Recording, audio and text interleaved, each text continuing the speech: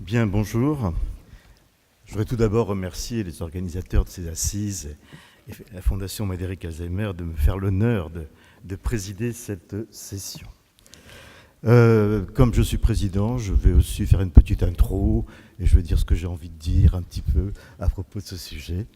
Et je vais peut-être commencer, si vous me permettez, par une petite anecdote historique qui m'a été dite récemment, que je ne connaissais pas, que j'ai appris récemment, et qui concerne cette maison. Je ne sais pas si vous connaissez cette maison, qui s'appelle Maison de la Chimie, et je ne sais pas si vous savez pourquoi nous avons à Paris une maison de la chimie. Eh bien, nous avons une maison de la chimie, cette belle maison qui est là, qui a été construite en 1927 pour fêter le centenaire de la naissance de Marcellin Berthelot.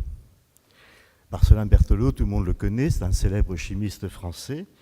Il est surtout connu dans toute la France, parce que qui ne connaît pas un lycée qui s'appelle Marcellin Berthelot? Qui ne connaît pas dans un village de France une rue qui s'appelle Marcellin Berthelot? Tout le monde connaît ce nom au moins de Marcellin Berthelot, même s'il ne connaît pas très très bien ce qu'il a fait exactement.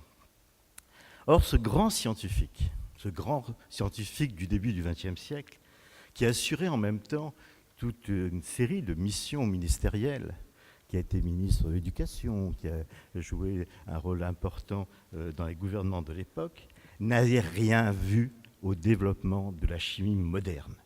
Voire même, il s'est opposé à la théorie atomique de la chimie, à tel point qu'il refusait d'écrire l'eau en H2O, parce que écrire H2O, c'était reconnaître qu'il y avait deux atomes d'hydrogène et un atome d'oxygène.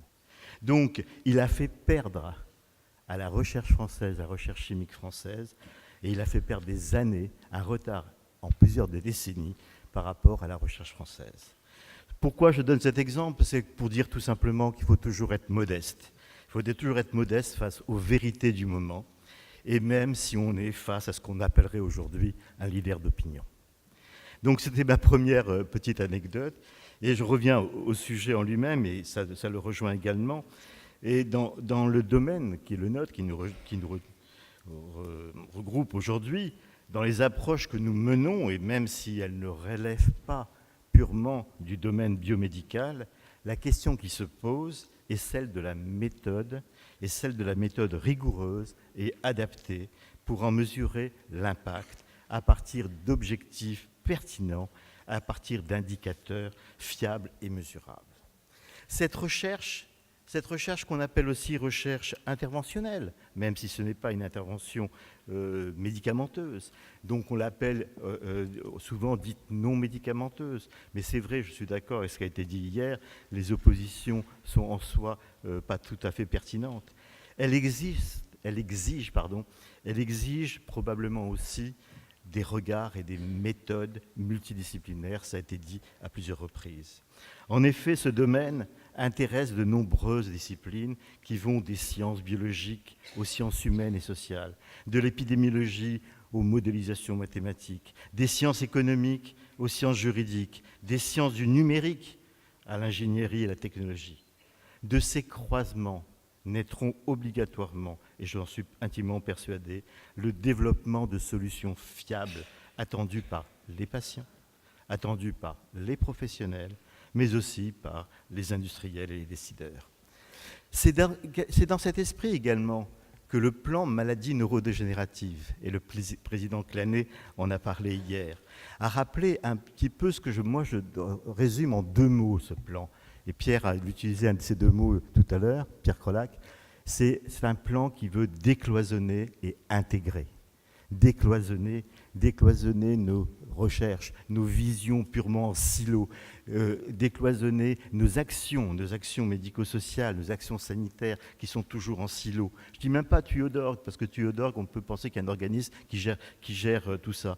Donc décloisonner, et dans le cadre de la recherche, de développer ce qui a été dans notre pays quelque chose de relativement faible, c'est développer les recherches en sciences humaines et sociales, et en permettant ainsi une intégration de ces recherches dans l'ensemble de toutes les autres recherches, de même qu'elle permettra également l'intégration du patient et de son entourage dans la société, dans une société qu'on appelle de plus en plus une société inclusive. Donc, quel que soit le champ où le sujet de nos actions, l'évaluation de leur impact, doit relever d'une approche scientifique rigoureuse.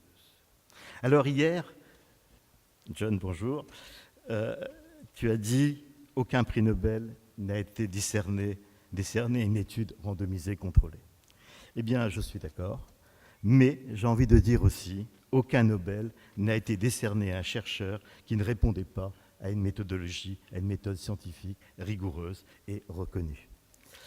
Voilà, donc c'était pour garder cette idée qu'en permanence nous avons besoin, et d'autant plus que nous avons besoin de développer non seulement des recherches, mais ces recherches ne sont pas simplement un apport de connaissances, c'est aussi quelque chose qui doit nous permettre d'agir pour le bien de nos concitoyens, bien sûr, d'agir pour une meilleure organisation de notre système, pour pouvoir mieux répondre aux besoins de notre population.